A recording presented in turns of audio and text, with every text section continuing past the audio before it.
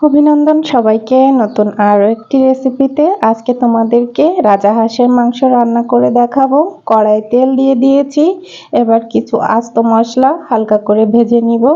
তারপর দিয়ে দিব মাংসগুলো আমি আগে থেকে সুন্দর করে কেটে পরিষ্কার করে তারপরে পানি ঝরিয়ে রেখে দিয়েছিলাম। দেখো, মাংসগুলো আমি এভাবে মশলার সাথে অল্প একটু ভেজে নিব নেড়ে চেড়ে। তারপরে দিয়ে দিচ্ছি পরিমাণ মতো লবণ, শুকনো মরিচ বাটা, পেঁয়াজ বাটা, রসুন বাটা, আদা বাটা, জিরা বাটা, সবগুলো বাটা মশলা ব্যবহার করেছি এবং সাথে মশলাটাও বাটা।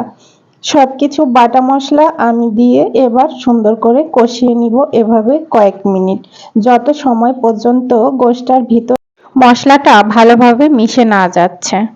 হলুদটা আমি একটু পরে ইউজ করেছি, এর কারণ তেলে যদি মাংসের সাথে সাথে হলুদটা দিয়ে যায় তাহলে কড়াইয়ে হলুদের রংটা লেগে যায়, তাতে মাংসটা নাড়তে অসুবিধা হয়।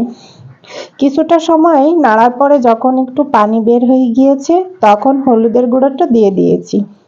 এভাবে আমি ঢাকনা দিয়ে ঢেকে দিব এবার এবং রান্না করে নিব বেশ কিছু সময় পর পর ঢাকনা খুলে একটু নেড়ে চেড়ে দিব যাতে নিচে মশলাটা লেগে না যায়।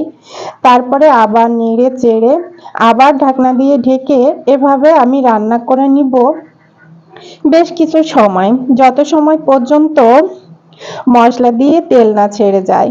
দেখো, আমার মশলা দিয়ে তেল ছেড়ে গিয়েছে এবং মাংসটা অনেকটা ভেজে নিয়েছি কষিয়ে কষিয়ে। এই পর্যায়ে আমি দিয়ে দিচ্ছি অল্প খানিকটা পানি, কারণ রাজাহাঁসের গোশটা সিদ্ধ হতে সময় একটু বেশিই লাগে। আর আমার বাসার সবাই নরম করে মাংস না রান্না করলে খেতে পছন্দ করে না। এ পর্যায়ে আমি দিয়ে দিচ্ছি বাটা মশলা, যেমন এলাচ, তারপরে লবঙ্গ, যত প্রকারের ফল, গোলমরিচ সবকিছু বেটে রেখেছিলাম। আমি কষানোর লাস্ট পর্যায়ে এসে আবারও মশলাগুলো দিয়ে দিলাম। দেখো, আমার গোশটার কালার দেখেই বুঝতে পারছো নিশ্চয়ই যে গোশটা খেতে কেমন মজা হবে। আশা করি তোমরা এভাবে আমার এই রেসিপিটা ফলো করে রান্না করে দেখবে।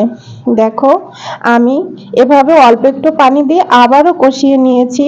গোশের কালারটা দেখো, আর গোশটা কেমন দেখতে লাগছে সেটা তো তোমরা নিশ্চয়ই বুঝতে পারছো। এভাবে দেখো কি সুন্দর করে গোশটা কষিয়ে নিয়েছি, দেখলে মনে হচ্ছে এখনই খাওয়া শুরু করে দিই। আসলে গোশটা আমার রান্নার সময় আমার বাবুটা আমার কাছে এসে বলছে, আম্মু আমি একটু কষানো মাংস খাবো, তো আমি দুইবার অল্প অল্প করে পানি দিয়ে মাংসটা কষিয়ে নিয়েছি, এজন্য ওকে আমি উপর থেকে দুটো মাংস তুলে দিলাম। এবার আমি রান্নার পানি দিয়ে দিচ্ছি গোশে, অল্প পরিমাণ পানি দিব, যেহেতু আমি আগের থেকেই দুইবার করে কষিয়ে নিয়েছি মাংসটা। দেখো, এভাবে পানি দিয়ে আমি কিছু সময় রান্না করে নিয়েছি যত সময় মাংসটা এ পর্যায়ে না আসে। দেখো, এবার মাংস দিয়ে আমার শুধু তেলের ঝোল আর মাংসটা রয়েছে। হাঁসের মাংসটা এভাবে রান্না করে খেতেই অনেক পছন্দ, আমাদের বাসার সবাই এভাবেই পছন্দ করে। দেখো, মাংসটা রান্না শেষ, কেমন হয়েছে দেখো, দেখলেই বুঝতে পারছো যে রান্নাটা কেমন হয়েছে। আশা করি তোমরা রেসিপিটা ফলো করবে এবং এভাবেই হাঁসের মাংসটা রান্না করার চেষ্টা করবে, তাহলে তোমার বাসার সবাই অনেক মজা করে খাবে। রান্নাটা শেষ, দেখো আমি নামিয়ে নিয়েছি, বাটিতে নামিয়ে নিয়েছি। দেখো মাংসটা কেমন রান্না হয়েছে, তোমরা দেখলেই বুঝতে পারছো।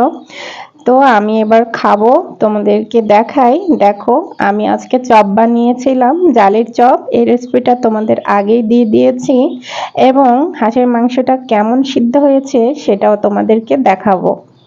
তো দেখো হাঁসের মাংসটা কেমন সিদ্ধ হয়ে গিয়েছে, এভাবে হাত দিয়ে ছিঁড়ে সুন্দর করে খাওয়া যাচ্ছে। তো ধন্যবাদ, ভালো থেকো।